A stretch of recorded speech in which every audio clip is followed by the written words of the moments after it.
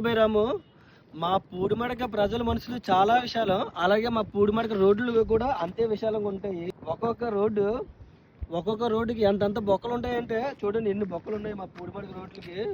ఏ రాజకీయ నాయకుడు కూడా పట్టించుకోవట్లేదు గాయస్. ఇప్పుడు ఈ రోడ్లు వేయడానికి అయితే నేను ఒక 500 ఇస్తాను, మీరు మన ఊరు వాళ్ళు ఎందుకు ఇంటికి ఒక 500 వేసి మనం చేసుకుందాం.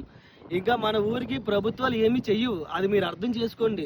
ఎన్ని రోజులు ఈ రోడ్ల మీద నడిచి మీరు బాధపడతారు. ఒక్కొక్క ఇంటికి 500 వేసుకుంటే మనమే రోడ్లు వేసుకోవచ్చు.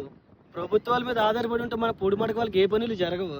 ప్రభుత్వాలు అప్పుడు కూడా ఇప్పుడు పనులు చేయడానికి కూడా సిద్ధంగా ఉండవు, ఎందుకంటే పూడిమడక పోతుందని ఒక భయంతోనే. చూడండి గైస్, ఇలాంటి రోడ్ల మీద మనం ఉన్నాం. మన చుట్టుపక్కల ఇన్ని కంపెనీస్ ఉన్నాయి. ఒక కంపెనీస్ చందా దండుకున్నా మాత్రం మన ఊరికి రోడ్డు వేయగలరు, కానీ ఇక్కడ రోడ్లు వేయరు. ఆ కంపెనీస్ చందాలు దండుకుని డబ్బులు అయితే వాళ్ళే చూసుకుంటారు. మనకైతే ఈ రోడ్ల మీద నడాలి, ఇలాగే బ్రతకాలి.